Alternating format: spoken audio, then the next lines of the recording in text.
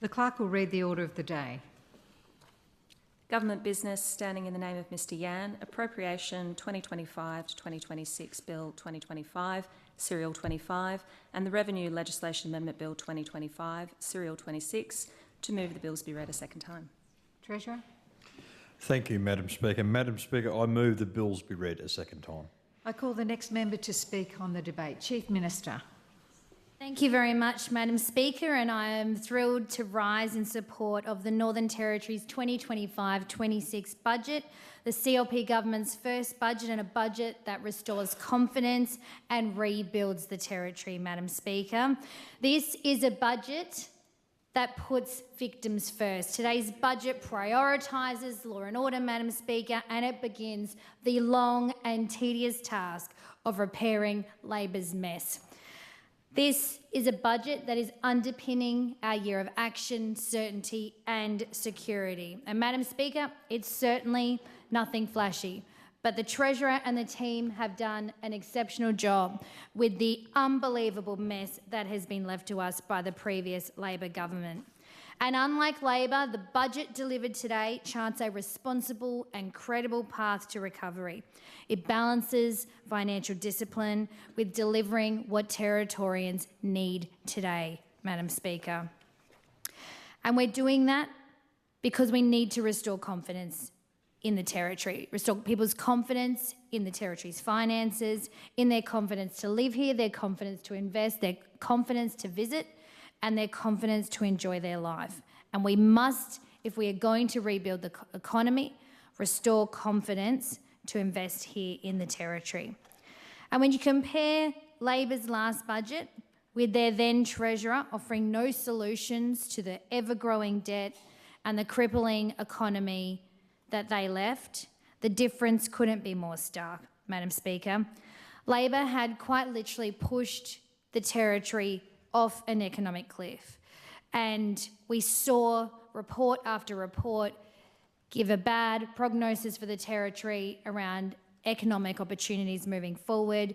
We know debt was ever climbing and we had nothing to show for it. People were seeing debt go up and yet they couldn't point to something tangible that we'd spent that money on. All we had was time-delayed projects, projects with massive blowouts, and very, very little to show for a debt that went from around $2 billion in 2016 to $10 billion in the last Labor budget, Madam Speaker. And what this budget exposes and what the Treasurer has been brave and clear to expose is the depth of deception and trickery Labor were willing to go to fudge the figures, deceive Territorians about what they could expect to enjoy under a Labor government. And this smoke and mirrors ended today, Madam Speaker, because as we've worked through that budget process, we have revealed the scale of the deception that was Labor in terms of having projects coming out of the ground with $0 attached to them, having programs being delivered with $0 attached to them, having people employed like prosecutors in the DPP with $0 attached to them, Madam Speaker. Absolutely disgusting, deceptive behaviour from a Labor government who did everything they could to manage their optics, governed by press release, rather than was in the best interest of Territorians. And Madam Speaker, the Treasurer is right with his analogy. It was like Labor piled up their shopping trolley but only had enough money to pay for a basket load. But they knew they could only afford a basket load. And yet they continued to write items on their shopping list. They continued to walk around the shop and put it in the basket, knowing full well they were never, ever, ever going to be able to run it through the checkout. They were never going to be able to pay for it. Or in other words, they were never going to be able to deliver them, because their list of infrastructure program is nothing more under Labor than a wish list to Santa, and not even that, Madam Speaker, because there was no money attached. These things were never going to come true, and yet they walked around and looked Territorians in the eyes and promised them infrastructure, promised them community events, promised them projects. And they continue to announce and announce and announce, and just like the shopping list, add it to the bottom and worry about the detail for another day. They were never, ever going to deliver. There was no money attached. And so today's budget exposes that, Madam Speaker, as it should. There were $250 million in unfunded capital works. And I know it's a bit of a favourite, but I think the illustration is just too good to go past, Madam Speaker. This monstrosity out the front of Parliament House, the art gallery. The art gallery that they should have built in Alice Springs, Madam Speaker, because you know what? People in Alice Springs have been promised the 𝙍𝙀𝙇𝙬𝙎 and all the other things it's been called for over 10 years. And that thing is still not out of the ground. I don't even think there's been a sod turn because we're having to redesign and rescope it. So that thing is still a picture on a piece of paper to be delivered by a CLP government. But you know what Labor got really, really quick to deliver? An art gallery in Darwin, like we needed another one, Madam Speaker. And so next to the Supreme Court, there's a monstrosity being built, poles and concrete coming out of the ground right now, a project that originally cost $47 million. I think it's blown out by, just shy of 100 mil, but what's 100 mil between friends, Madam Speaker? And that had no money attached to it for next year. So I don't know what the blokes on site are thinking, but come 1 July, they weren't getting paid under Labor. It was just apparently all that Rio and concrete was going to sit there.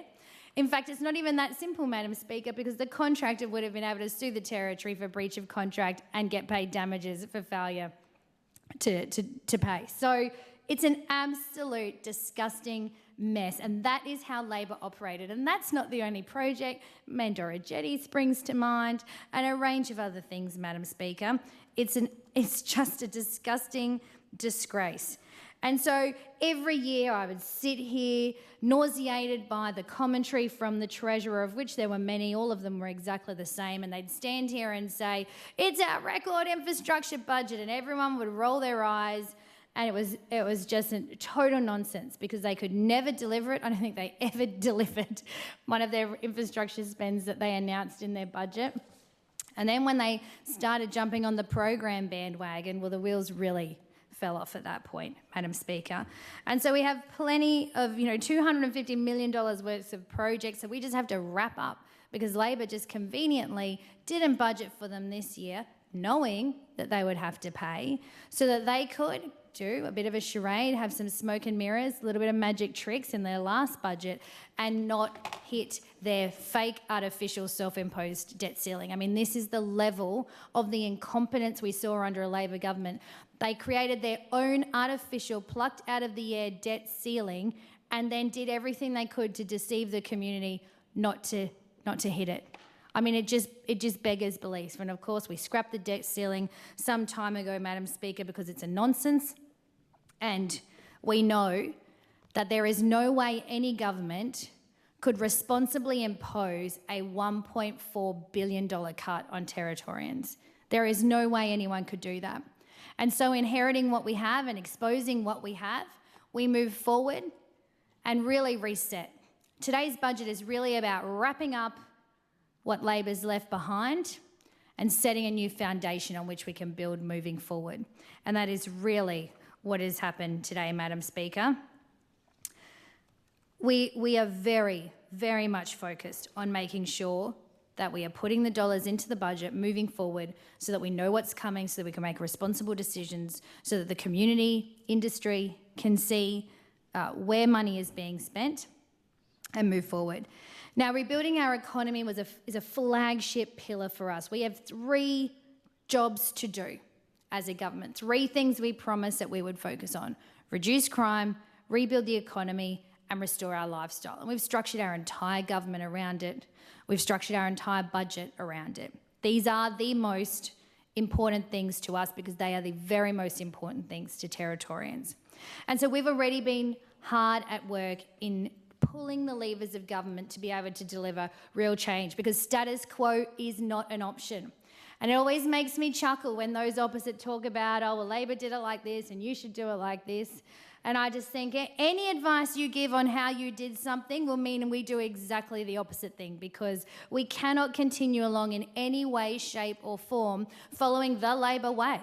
Because the Labor way is a one-way ticket off the edge of a cliff and a point of no return. And that is not what we are going to deliver for the Territory. Today we've built a fence on the edge of that cliff, and we've got security in place warning people of the edge, and we are starting to pull back. So we've already undertaken that incredible reform around payroll tax, which exempts thousands of apprentices and trainee wages, gives real tangible relief to small and medium businesses so that they can invest in their business, they can deal with the increases in their product and supply that they're facing, they can employ more staff. This is real economic reform where it is needed most. We've already passed the Office of the Territory Coordinator to make sure that we have a new way of delivering significant projects in the Territory, to have that keen eye and that ability to move through in a way we've never seen before, a competitive structure in which to attract and facilitate those really significant projects. We've abolished third-party merits review already, Madam Speaker, and we've defunded the EDO and put money where it needs to be, protecting our environment rather than lining the pockets of activists who'd rather spend that money on lawyers delaying projects here in the Northern Territory. We've cut government red tape, and I'm so excited about the Approvals Fast Track Task Force delivering their final report to me in the next few weeks, I imagine, Madam Speaker. We've rolled out, by October last year, considering the election was in August, we had rolled out the country's most attractive and significant home builder scheme in the country. Unbelievably exciting. It's been great, and we've already seen such amazing results from it. And today at the Chamber of Commerce and Master Builders Luncheon, the Treasurer announced that a CLP government will extend those $50,000 and $30,000 grants for another 12 months, so right through to September next year, because we want that pipeline of construction stimulus. We want to get more Territorians into home ownership and putting down roots in the Territory. We want those people living in other states where, to get a very, very average first home, you're looking at over $1 million. Those people who are trapped in a system that doesn't support them, boy, have we got an opportunity for you. We want them to come and live here, and we're supporting them with real funding opportunities that go towards their deposit that will help them get into that long-term home ownership. And we've also launched in March this year our Rebuilding the Economy strategy, which really clearly outlines our plan, our vision, our goals and aspirations for the Northern Territory. So that work has already begun. And today just continues on with what we need to do to be able to make sure that we're spending. Chief Minister, could you take your Sure. seat, please? Member for Karama. Point of order. I'm not sure whether it's against standing orders or not, but there's no member of the opposition, no member of the crossbench listening to this important debate. No, there's no point of order. Please continue, Chief Minister. That's okay, Member for Karama, because I'm actually quite used to Labor not listening to me when it comes to the budget, because for all of my opposition, budget replies, I'm not sure that as Chief Minister ever sat here and actually had the courtesy afforded to me to listen to a budget reply speech which I made. I can assure the opposition leader I can't wait to hear what she's got to say tomorrow. I'll be sitting in my chair looking straight at her, wondering what pearls of wisdom she's got for the Northern Territory tomorrow, Madam Speaker, because unlike Labor, we have some respect. We have some respect, and I afford her the opportunity, Madam Speaker, which I think is very important. But in any event, a cornerstone of our budget is around law and order. Again, the single biggest issue in the Northern Territory, the greatest concern for Territorians, and therefore the greatest concern for our government. So we've been able to carve out $1.5 billion, which includes an additional $118 million in capital investment for police, courts and corrections. Huge. That's a record police budget of $608 million plus capital works, which is $47 million more than the previous Labor government's budget. Record investment, because we back in our men and women in blue. They're out there every single day, cleaning up the streets, being there when Territorians need it most, doing a very, very important and tough job, and we are backing them in with a budget, just like we're backing in our hardworking corrections officers and our courts, because that triangle there is a justice system. You cannot fund one without funding the other. And what we've seen is total decay in funding going towards corrections and the courts under a Labor government. Unfunded legal aid. Courts completely broken and bogged down by remand numbers, which is shameful. I mean, 130 days on remand in the local court, 280 days on remand in the Supreme Court. How is that access to justice? How is that justice for victims? Not only have you been a victim of crime, you then have to have the agonising, traumatising experience of sitting around waiting for adjournment after adjournment, delay after delay, just to have your day in court to seek justice for yourself or your loved one.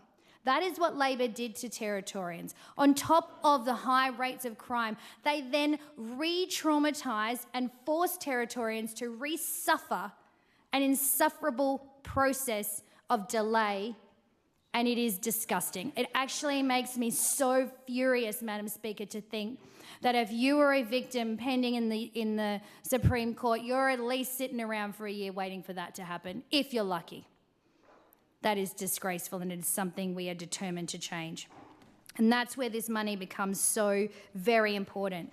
And as I've said many times already, that $1.5 billion is on top of what we're doing in addressing the root causes of crime. It's on top of what we're doing in the domestic and family violence space, of which we've delivered a record budget for. It is there for all to see, and I don't think anyone can challenge our commitment to that funding. It is booked in, locked in into the budget as we promised, and ready to be delivered, Madam Speaker.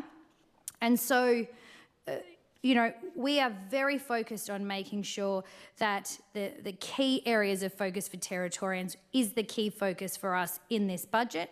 We won't be making the same mistakes that Labor made. We won't be building things like the Nightcliff Police Station, which serve as an insult to a community who really want action, and instead they're given a monstrosity of a building, which was a total utter waste of money. People deserve to have taxpayer money spent where it yields a better outcome for them. And that is our commitment to Territorians, Madam Speaker.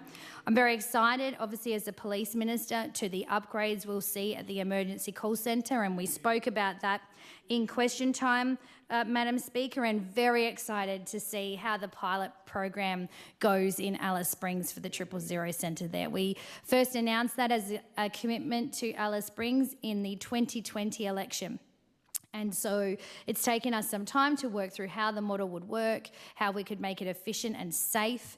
There's a lot of accreditation involved with a 000 centre, and so all of that federal process has to be done. But I'm looking forward to announcing when that will start, and we'll run it as a trial and make sure we take the learnings away from that and make a decision moving forward. But that really, I'm hoping, will be a game changer for people in Alice Springs. But we've got public housing reforms coming up this year with Minister Edgington, because we know that there are people in public housing, which is a privilege, that are abusing the system, while there are people who are vulnerable, women and children, family and domestic violence victims, elderly people, who have been waiting on the list for 8+ years, and they would love and cherish the opportunity to have a roof over their head, somewhere to cook a meal for themselves and for their families, somewhere to call home and provide a stable family environment. And so that work is being done. Circuit Breaker has been a really terrific success under Minister Carl, and certainly in working with our police in emergency response and signing up family responsibility agreements. And there's more work to be done this year on family responsibility agreements so that we can do what we can to make those enforceable. But with over 100 signed, it's a really good step in the right direction. And just like with education, with Minister 𝙍𝙀𝙇𝙀𝙑, we are holding parents accountable for their children. Something that the previous government, the Labor government, couldn't bring themselves to do. And even when we were back in emergency sitting of Parliament just a couple of weeks ago, passing Australia's toughest bail laws, those opposite didn't once mention about personal responsibility of an offender or family responsibility, parental responsibility.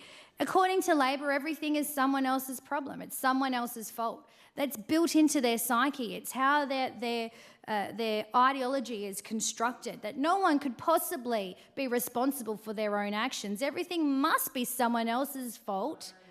It beggars belief. No one in the real world can operate like that. But that's the lens in which Labor sees things through, and that's why the Territory is so far off track, Madam Speaker. And that's why this budget really is a reset. It really provides that confidence to rebuild the Territory moving forward, Madam Speaker. And we're very, very proud to have delivered that for Territorians. There's great announcements in my agencies around fire, and I got to stand with Fire and Emergency Services last week. We're fully funding fire as a standalone agency. Of course, Labor were the ones to split police and fire and emergency, split them apart and make fire and emergency a standalone agency, and we continued that model. But, I mean, you're never going to believe this when I say it. Labor didn't fund them to be a standalone agency. I know. I knew you wouldn't believe me when I said it. It's hard to believe. It's hard to believe, but that's what they did. I know. Tell me about it.